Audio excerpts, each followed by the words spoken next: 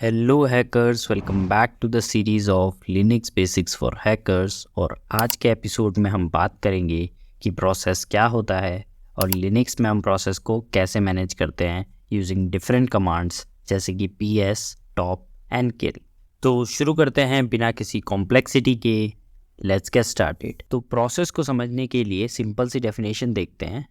A process is simply a program that's running commands and using resources. अब इस definition को समझो। अब लेट्स से मेरा एक प्रोग्राम है p1.py।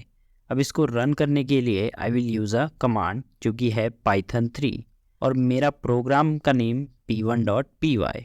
अब ये प्रोग्राम रन होगा तो ये कुछ रिसोर्सेस यूज़ करेगा जैसे कि मेरा CPU, रैम, और अगर इस कोड के अंदर कोई फाइल हैंडलिंग का लॉजिक होगा तो ये मेरी फाइल को भी एज अ रिसोर्स यूज़ करेगा।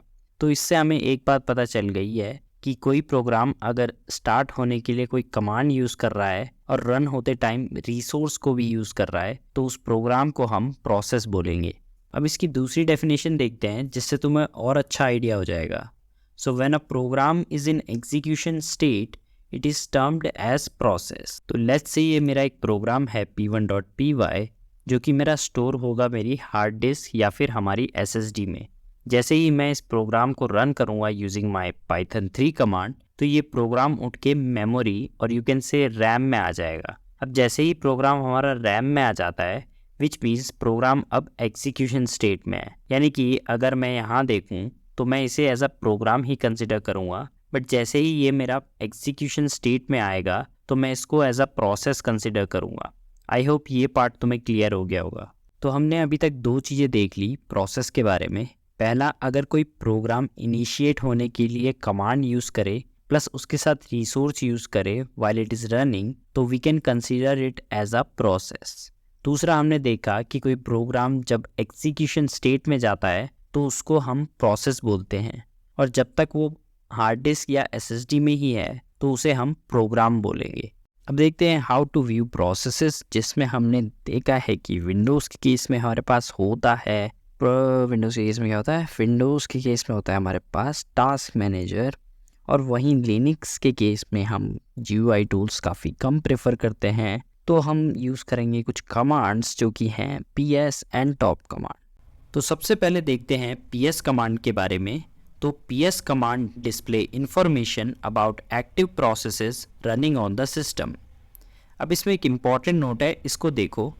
It only shows the processes associated with the current terminal. मतलब कि ps कमांड जिस टर्मिनल पे रन होगी बस उसी की इंफॉर्मेशन बताएगी। तो लेट्स से मेरे पास दो टर्मिनल है T1 एंड T2। तो T1 टर्मिनल में मेरी कुछ प्रोसेसेस रन हो रही हैं, let's say P1, P2 and P3। Similarly मेरी T2 में भी कुछ प्रोसेसेस रन हो रही हैं, इसको ले लेते हैं P4, P5 एंड P6। अब अगर मैं टर्मिनल 1 में कमांड टाइप करूँगा ps तो ये मुझे मेरे प्रोसेसेस लिस्ट करके दे देगा जो कि है P1, P2 and P3। Similarly अगर मैं टर्मिनल 2 में ps कमांड रन करूँगा तो मेरे P4, P5 and P6 process show हो जाएंगी। अब एक चीज़ और देखो, लेट्स से मेरे पास एक प्रोसेस है P7 जो कि मैं टर्मिनल 1 में भी रन कर रहा हूँ और टर्मिनल 2 में भी रन कर रहा हूँ। तो तुम बताओ मुझे कि ये प्रोसेस है P7 वो दोनों में कैसे रन होगा। अब यहाँ पे मेरे पास डिफरेंट पॉसिबल आंसर्स हो सकते हैं। या तो ऐसा हो सकता है कि आधा प्रोसेस T1 में रन होगा और आधा प्रोसेस T2 में रन होगा, या फिर क्या पता मेरा ऑपरेटिंग सिस्टम T1 को प्रेफरेंस दे और पूरा प्रोसेस T1 में ही एग्जीक्यूट हो या पूरा ही T2 में एग्जीक्यूट हो। दोनों में से कुछ भी हो सकता है। लास्ट ऑप्शन हो सकता है कि T1 और T2 दोनों के लिए ये प्रोसेस P7 जो है वो इंडिपेंडेंटली चलेगा, यानी कि यहाँ पे अलग से रन होगा और यहाँ पे अलग से रन होगा। तो इसका सही आंसर है ऑप्शन ए नहीं, ऑप्शन बी भी नहीं, option C is the correct answer. तो P7 मेरा T1 में भी शो होगा और T2 में भी शो होगा क्योंकि ये दोनों टर्मिनल में इंडिपेंडेंटली चलेगा। अब ये कैसे पता चलेगा कि T1 वाला P7 T2 वाले P7 से अलग है? उसके लिए होती है हमारी PID और you can say process ID जो कि हर प्रोसेस की अलग होती है। तो लेट्स से मेरा T1 वाले P7 की PID है 101, तो T2 वाले P7 की PID डिफरेंट होगी क्योंकि ये डिफरेंट प्रोसेस है, लेट्स से 102। तो एक काम करते हैं, मैं इसको प्रैक्टिकली करके दिखाता हूँ, तब तुम्हें ज़्यादा अच्छे से समझ आएगा। तो यहाँ पे मैं एक टर्मिनल ओपन कर लेता हूँ और इसको राइट क्लिक करके स्प्लिट वर्टिकली पे क्लिक करूँगा ताकि ये डिवाइड हो जाए मेरा T1 और T2 में। तो सबसे पहले मैं टाइप करूँगा अपनी PS कमांड ऑन टर्मिनल 1। तो तुम देख सकते हो यहाँ पे मेरे दो प्रोसेसेस लिस्ट हो रहे हैं, जिसमें से ये ZSH मतलब है शेल, जिसमें अभी मैं काम कर रहा हूँ।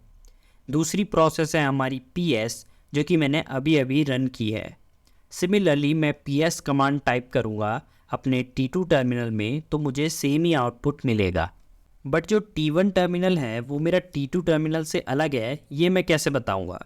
तो तुम अगर ध्यान से देखोगे तो T1 टर्मिनल की शेल की PID कुछ और है और T2 टर्मिनल के शेल की PID कुछ और है। वैसे ही अगर मैं चेक करना चाहता हूँ कि T1 टर्मिनल की PS कमांड T2 टर्मिनल की PS कमांड से अलग है या नहीं, तो यस ये अलग है, क्योंकि इसमें दोनों के केस में PID डिफरेंट है। अब एक क्वेश्चन तुम लोगों के लिए होमवर्क, अगर मान लो मैं दोबारा से T1 में PS कमांड रन करूँगा तो क्या मेरे शेल की PID चेंज होगी कि नहीं, और क्या मेरे PS कमांड की PID चेंज होगी कि नहीं। आंसर कमेंट करके बता देना विद एक्सप्लेनेशन, और अगर कोई डाउट हो तो वो भी पूछ लेना, क्योंकि डाउट पूछने में शर्माने की कोई जरूरत, डाउट है तो है। अब आगे बढ़ते हैं। अब तुम में से कुछ के दिमाग में तो पक्का आया होगा कि क्या मैं एक ही टर्मिनल से सारे प्रोसेसेस को नहीं देख सकता हूँ क्या। Answer is yes, using aux flag, जहाँ पे ए मतलब होता है हमारा कि display processes from all users, यानी कि जितने भी मेरे यूजर्स हैं सिस्टम में इंक्लूडिंग रूट यूज़र, सबके प्रोसेस मुझे चाहिए।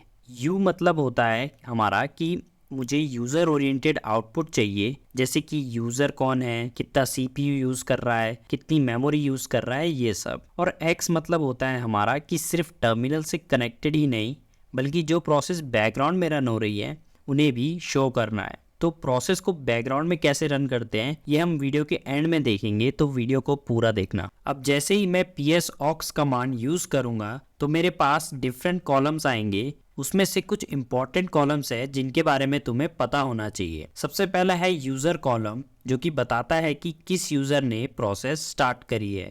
दूसरा है हमारा PID, जिसके बारे में हम ऑलरेडी बात कर चुके हैं कि ये एक यूनिक आइडेंटिटी होती है किसी भी प्रोसेस की। नेक्स्ट कॉलम है हमारा परसेंटेज CPU, जो कि बताता है कि तुम्हारी प्रोसेस कितना CPU यूज़ कर रही है।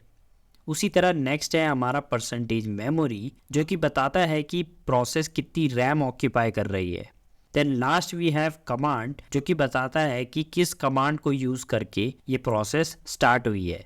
तो एक बारी PS ऑक्स को भी प्रैक्टिकली ट्राई करते हैं, क्योंकि जब तक प्रैक्टिकल नहीं किया तब तक मज़ा थोड़ी आता है। तो यहाँ पे मैंने अपना टर्मिनल खोल लिया है, जहाँ पे मैं अपनी कमांड टाइप करूँगा PS ऑक्स और एंटर प्रेस करूँगा।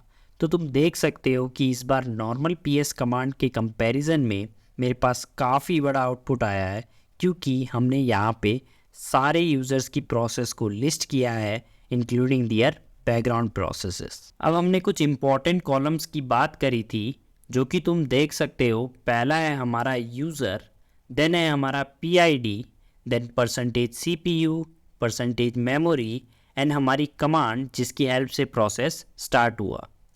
तो पहला रिकॉर्ड चेक करते हैं और देखते हैं हमें क्या क्या इन्फॉर्मेशन मिल रही है। तो ये प्रोसेस हमारी रूट यूज़र ने स्टार्ट की है, जो कि हमें यूज़र कॉलम से पता लग रहा है। प्रोसेस की PID है हमारी 1, परसेंटेज CPU है 0.2% एंड मेमोरी यूसेज है हमारा 0.2%, और ये प्रोसेस इस कमांड की हेल्प से स्टार्ट हुई है। तो आई होप तुम्हें ये डेटा रीड करना आ गया होगा। वैसे ही मेरे पास काफ़ी सारे यूज़र्स की प्रोसेसेस की इन्फॉर्मेशन आ गई है, जैसे कि कायराज 5456 की। अब एक काम करता हूँ, मैं एक टर्मिनल को दोबारा से मैं स्प्लिट करके दो में डिवाइड करता हूँ, और दूसरे टर्मिनल में मैं क्या करूँगा, दूसरे यूज़र से लॉगिन करता हूँ। लेट्स से मैं सिक्योर सिंटेक्स यूज़र से लॉगिन करता हूँ। अब अगर तुम्हें यूज़र क्रिएट करना या उनकी परमिशन मैनेज करना नहीं आता है तो तुम मेरा ये वाला वीडियो देख सकते हो, जहाँ पे मैंने यूज़र के क्रिएशन और उनकी परमिशन के बारे में डिटेल में बात करी है। अभी वापस से आ जाते हैं इस वीडियो में। तो हमने एक टर्मिनल में कायराज 5456 यूज़र से लॉगिन कर रखा है और एक टर्मिनल में सिक्योर सिंटेक्स यूज़र से। अब मैं क्या करूँगा कि सिक्योर सिंटेक्स वाले टर्मिनल पे एक प्रोसेस रन करूँगा और उसे चेक करूँगा कि मैं कायराज 5456 वाले टर्मिनल से उस प्रोसेस को कैसे एफिशिएंटली सर्च कर सकता हूँ। तो मैं एक वेब सर्वर ऑन कर लेता हूँ using Python on port 4444। Ports के बारे में भी ऑलरेडी वीडियो है चैनल पे, तो तुम इस वीडियो के बाद वो वीडियो देख सकते हो। अब वेब सर्वर क्या होता है, क्यों यूज़ होता है, इस पे हम बात करेंगे फिर कभी। फ़िलहाल समझ लो कि बस मैंने एक प्रोसेस स्टार्ट कर दी है यूजिंग पाइथन 3 कमांड। तो मैं अब आऊँगा अपने कायराज 5456 वाले टर्मिनल पे और टाइप करूँगा ps-aux, जो कि मुझे सारे प्रोसेस शो कर देगा। और इन्हीं में से कहीं पे मेरा सिक्योर सिंटेक्स का पाइथन 3 वाला प्रोसेस भी होना चाहिए। बट हमने बात करी थी कि हम एफिशिएंटली सर्च करेंगे, तो ऐसे रैंडमली चेक करना is not an efficient way. तो मैं क्या करूँगा, पहले इसे क्लियर कर देता हूँ एंड देन टाइप करूँगा ps-aux, देन मेरा पाइप सिंबल, एंड मैं क्या करूँगा, अपने पुराने बड़े आउटपुट में से पाइथन 3 वाली स्ट्रिंग को ग्रैब कर लूँगा यूजिंग ग्रैब कमांड। तो टाइप करूँगा ग्रैब स्पेस और पाइथन 3 और एंटर प्रेस कर दूंगा। तो तुम देख सकते हो यहाँ पे मेरी एग्जैक्ट कमांड शो हो रही है जो मैंने यहाँ पे रन करी थी, और यूज़र कॉलम से भी मुझे पता लग रहा है कि ये सिक्योर सिंटेक्स यूज़र ने स्टार्ट करी है। तो अब चलते हैं अपनी नेक्स्ट कमांड पे, जो कि है टॉप कमांड। तो top command shows the processes on the basis of resource used, जो कि हेल्प करता है मेरी ग्रीडिएस्ट प्रोसेस को फाइंड करने में। अब ग्रीडिएस्ट प्रोसेस होता है मेरा ऐसी प्रोसेस जो सबसे ज़्यादा रिसोर्स यूज़ कर रही है। ये इंपॉर्टेंट है, इसको देखो। ps कमांड मेरी प्रोसेसेस का एक बारी स्नैपशॉट ले लेती है और डिस्प्ले कर देती है, बट जो टॉप कमांड है वो हर 10 सेकंड बाद रिफ्रेश करके नया आउटपुट दिखाती है। तो इसको भी एक बारी प्रैक्टिकली करके देख लेते हैं। तो इसके लिए हम सिंपली टाइप करेंगे टॉप और एंटर प्रेस कर देंगे। अब यहाँ भी तुम्हें वही कॉलम्स दिखेंगे जो हमारे ps कमांड पे भी दिख रहे थे, बट यहाँ तुम देखोगे तो ये रियल टाइम पे मेरा आउटपुट चेंज कर रहा है। तो तुम देख सकते हो ये वाली प्रोसेस सबसे ज़्यादा CPU यूज़ कर रही है, इसीलिए ये टॉप पे आ रही है। अब इसको ऑफ करने के लिए हम कीबोर्ड इंटरप्ट यूज़ करेंगे, जो कि होता है मेरा Ctrl+C, जिससे ये कमांड अब ऑफ हो गई है और अब रिफ़्रेश नहीं करेगा आउटपुट, जैसे कि तुम देख ही रहे हो। तो चलते हैं अपनी नेक्स्ट टॉपिक में, जो कि है मैनेजिंग प्रोसेस। अब हमें ये तो पता चल गया है कि प्रोसेस को व्यू कैसे करते हैं, अब देखते हैं कि उसे मैनेज कैसे करते हैं। अब प्रोसेस को मैनेज करने के लिए we use the concept of priority.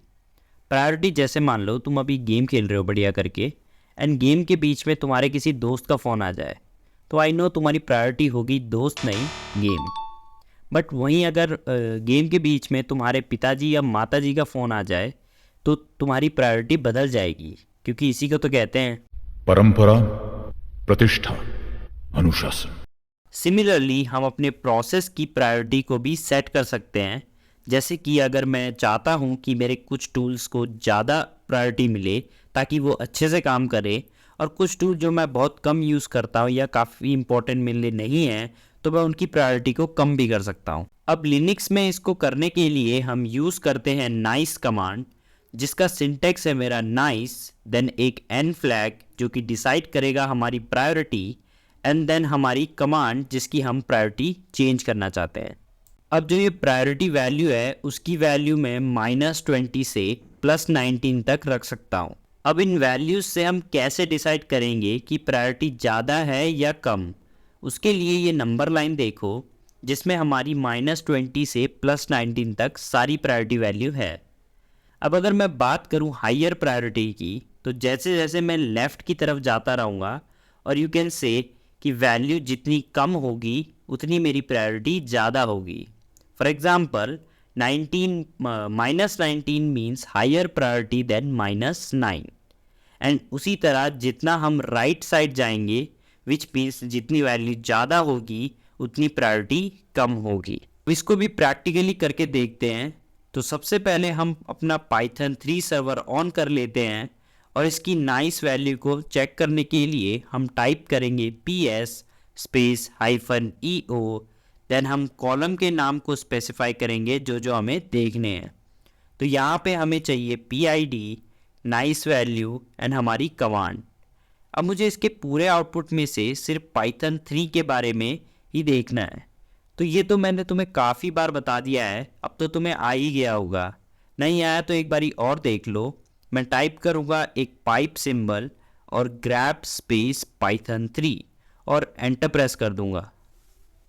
तो ये है हमारी कमांड जिससे हमने ये प्रोसेस स्टार्ट किया है, जिसकी PID है 167539 एंड जिसकी नाइस वैल्यू है हमारी बाय डिफ़ॉल्ट 0। अब मुझे इसकी प्रायोरिटी को मान लो कम करना है, तो उसके लिए मैं सिंपली नाइस वाली वैल्यू को 0 से बड़ा कर दूंगा, क्योंकि अभी हमने देखा higher the value lower the priority. उसके लिए मैं क्या करूंगा, पहले तो इस प्रोसेस को स्टॉप कर दूंगा और फिर से स्टार्ट करूंगा विथ नाइस कमांड। तो टाइप करूंगा मैं नाइस स्पेस हमारा n फ्लैग और वैल्यू में रख देता हूँ 10 एंड देन हमारी कमांड जो मैं रन करना चाहता हूँ which is Python 3 space -m http.server@port4444 and मैं एंटर प्रेस कर दूंगा। तो मेरी प्रोसेस अब स्टार्ट हो गई है। तो चेक करते हैं कि इसकी नाइस वैल्यू में कोई इफेक्ट आया या नहीं। तो यही कमांड हम दोबारा चलाएंगे और प्रीवियस कमांड को एग्जीक्यूट करने के लिए हम सिंपली अप एरो का यूज़ करते हैं। तो तुम देख सकते हो कि यहाँ पे मेरी प्रोसेस अब कम प्रायोरिटी पे चल रही है, क्योंकि इसकी नाइस वैल्यू 0 से 10 हो गई है। बट अब मान लो मुझे अपनी प्रायोरिटी बढ़ानी है, तो मैं फिर से कमांड को स्टॉप करूँगा एंड फिर से वही कमांड चलाऊँगा बट विथ -10, क्योंकि lower the value higher the priority.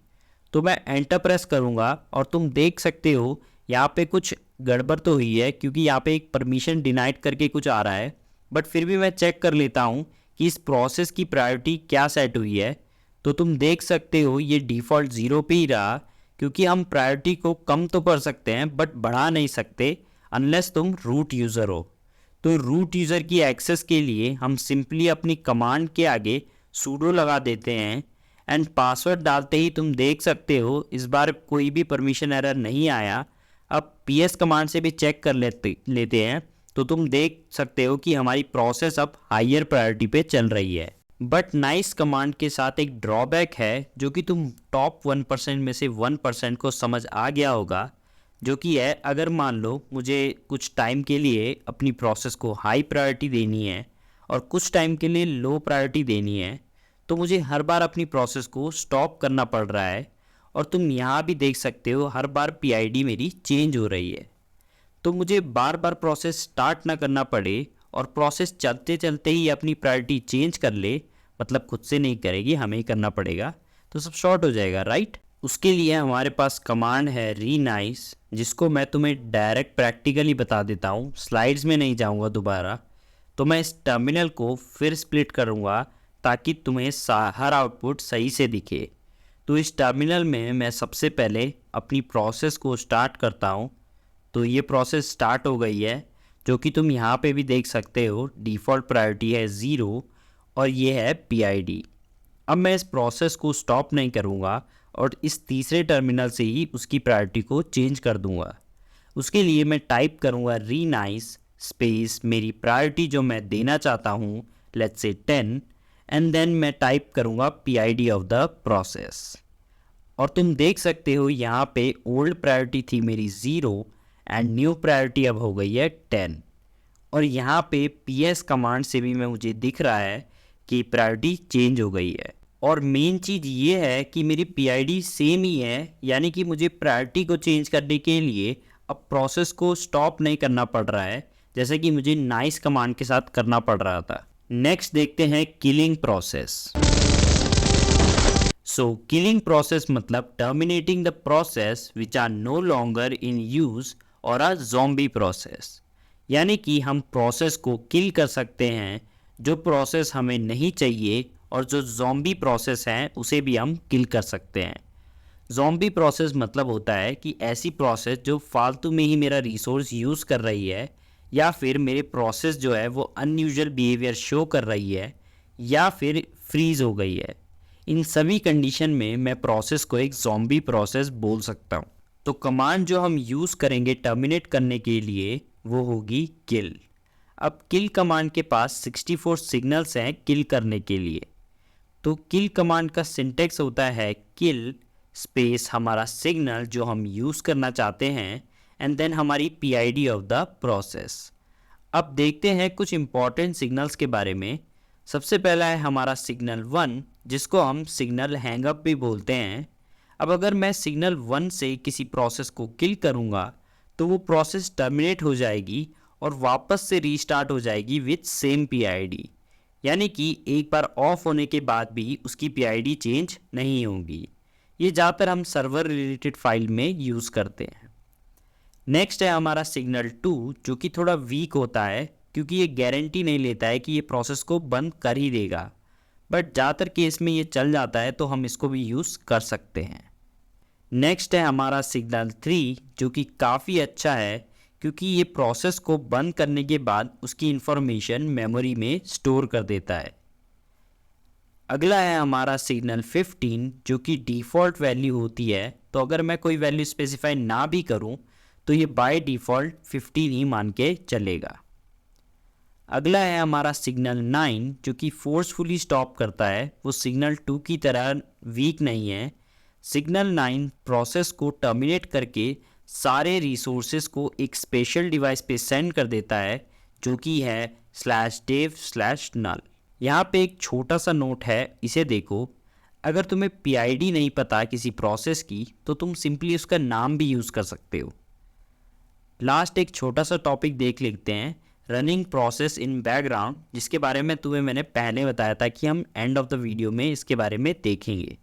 तो why we need the process in the background, इसको सीधा एग्जाम्पल से समझते हैं।